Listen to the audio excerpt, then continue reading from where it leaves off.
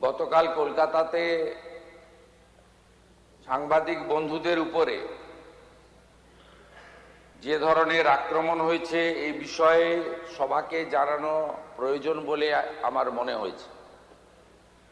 কারণ আমি নিজেও কাল এসএসকেএম হসপিটালে লেট ইভিনিং 8টার পরে প্রায় 8:30 হবে আমি আক্রান্ত এবং আহত সাংবাদিকদের সঙ্গে ব্যক্তিগতভাবে মিট করেছি।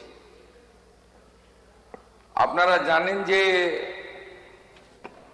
ইউনাইটেড ককরোচ মার্চ ব্যানারে একটি আন্দোলনের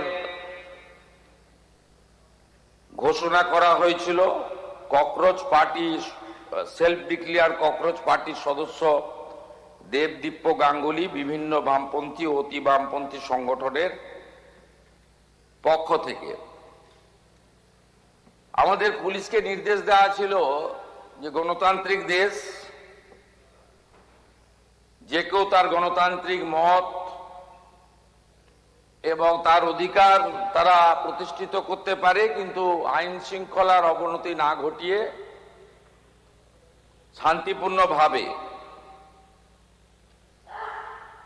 পুলিশের পক্ষ থেকে নজরদারি রাখা হয়েছিল, ব্যবস্থাও রাখা হয়েছিল। সরকারের পক্ষ থেকে স্পষ্ট নির্দেশ ছিল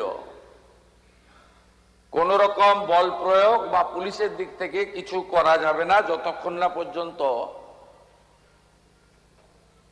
সমবেত আন্দোলনকারী বা মিছিলকারীরা নিয়ন্ত্রণের বাইরে না চলে যায়। আপনারা সোশ্যাল মিডিয়াতে দেখবেন এই যে সেলফ ডিক্লেয়ার ককরোচ পার্টি তারা বলেছে যে বামফ্রন্টের কিছু ছাত্র সংগঠন, ছাত্র ছিল বলে আমার জানা নেই কারণ ওদের কোনো কলেজ ইউনিভার্সিটিতে অস্তিত্ব নেই,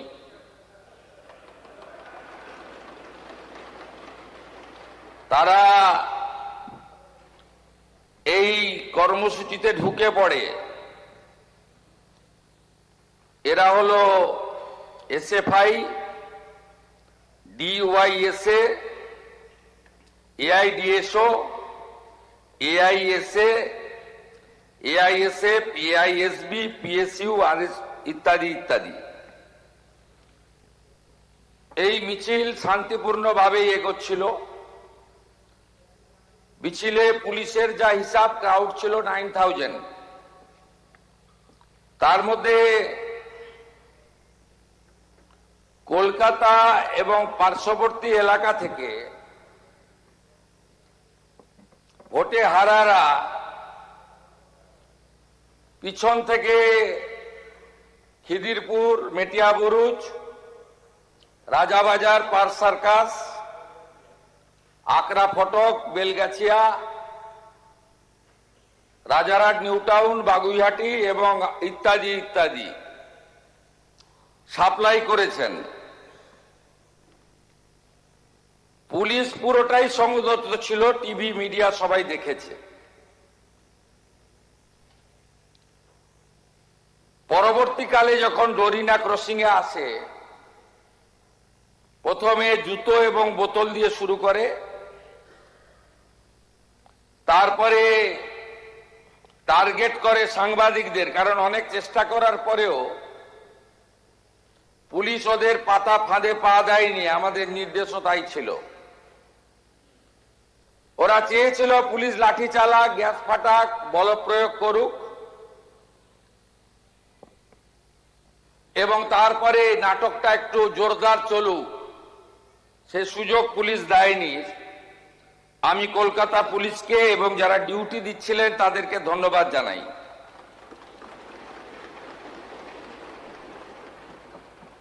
অল্প বিস্তর আহত হয়ে মেডিকেল নেননি, চলে গেছেন এমন সাংবাদিক অনেক বন্ধু থাকতে পারেন। 6 জন সাংবাদিক বন্ধু যারা গুরুতর জখম হয়েছেন, রক্তপাত হয়েছে, তারা সরকারি হসপিটালে চিকিৎসা নিয়েছেন।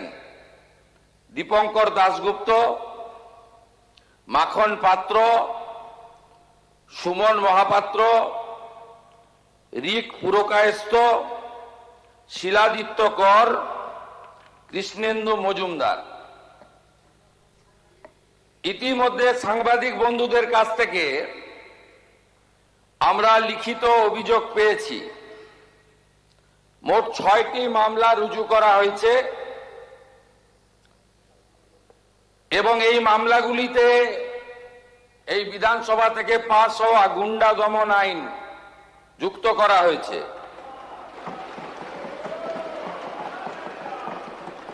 এক নম্বর রেফারেন্স কেস হেয়ার স্ট্রিট থানা, মামলা নম্বর 151, অভিযোগকারী Rahi Haldar. Reference 2 Hare Street থানা, মামলা নম্বর 152। এইভাবে মোট সুনির্দিষ্টভাবে 6টি মামলা দেওয়া হয়েছে। মোট 6 না 7টি মামলা, এন্টালি থানাতেও একটি মামলা হয়েছে। এই মামলাগুলোতে গুন্ডা দমন আইনকে যুক্ত করা হয়েছে এবং প্রায় 70 জনকে চিহ্নিত করা হয়েছে, যাদের একজনও ছাত্র নয়, যারা একজনও সেলফ ডিক্লেয়ার ককরোচ পার্টির মেম্বার নয়, যারা একজনও নিট সংক্রান্ত আন্দোলনকারীদের অংশ নয়।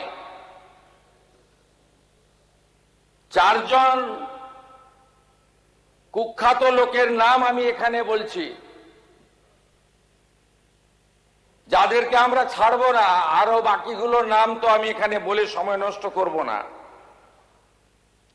আফরোজ অফ রাজাবাগান,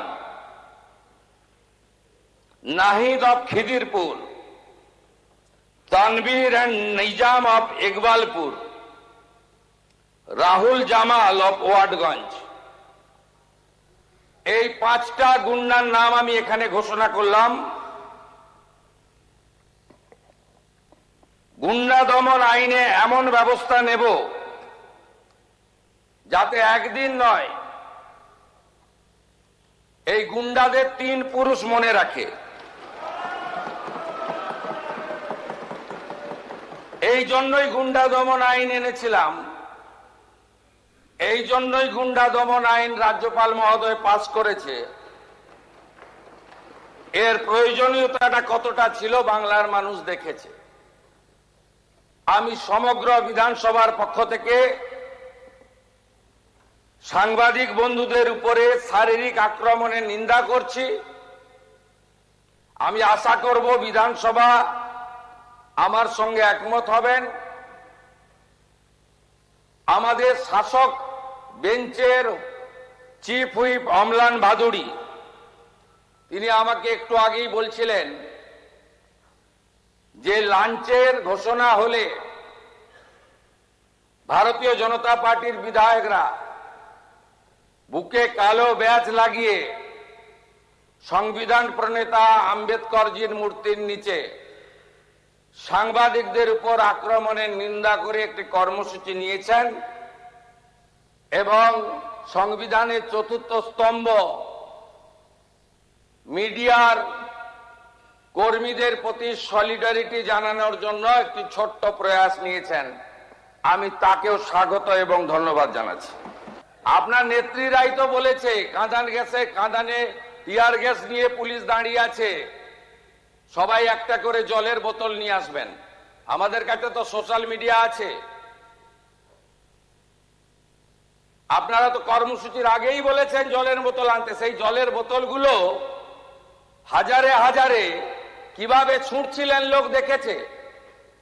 ডিম ছোড়াটা যদি বাংলার সংস্কৃতি না হয়ে থাকে, সাংবাদিকদের উপরে বোতল আর জুতো ছোড়াটাও বাংলার সংস্কৃতি হতে পারে না।